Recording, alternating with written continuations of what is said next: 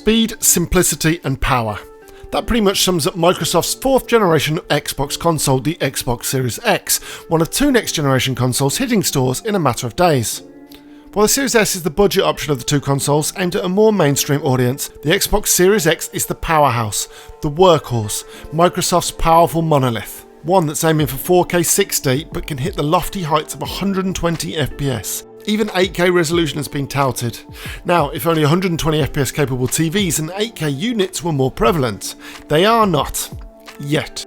With an 8-core 3.8 GHz CPU, 12 teraflops of GPU, and now boasting a custom 1TB SSD, Microsoft clearly isn't messing around with this generation. Speed is the name of the game with the Series X, not just with the boot speeds which are over 250% quicker than all previous generation consoles either, but load times that are down to barely a flicker of the eye in some cases.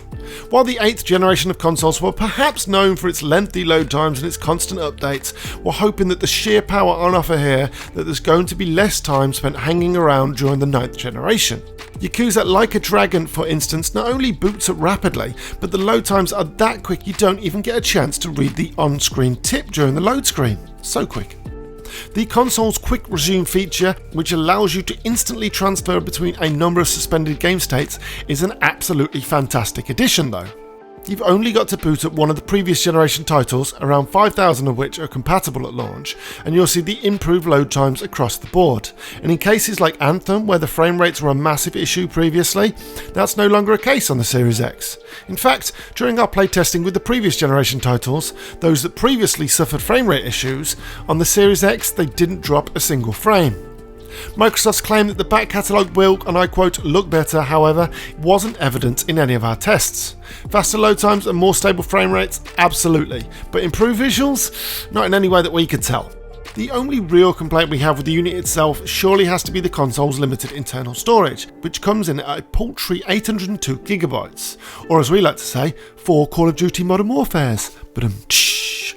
With game sizes set to rise due to increased visual fidelity, the 802GB storage could be an issue in the not too distant future, especially with the expanded storage coming in at a price that isn't that far away from that of the Xbox Series S model itself. That's £220 if you're curious.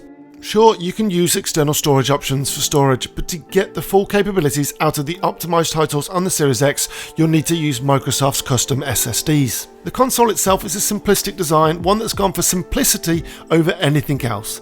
Thankfully, the unit itself is as quiet as a mouse. We won't know the full truth of that statement though until a title with enough power to push the console to its upper echelons comes along.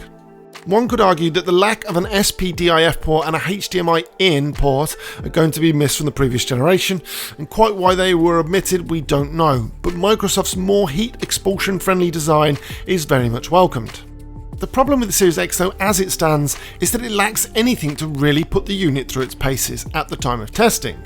With no meaty first-party launch titles and only really Assassin's Creed Valhalla and Watch Dogs Legion that attempt to give it a run for its money in terms of titles available at launch, it's perhaps the weakest launch to a generation to date for the Redmond-based tech giant, from a games perspective anyway. That's only an issue for the short term, however, one would hope, and with Microsoft's slate of development studios now just north of 20, there's a lot to get excited for as an Xbox fan.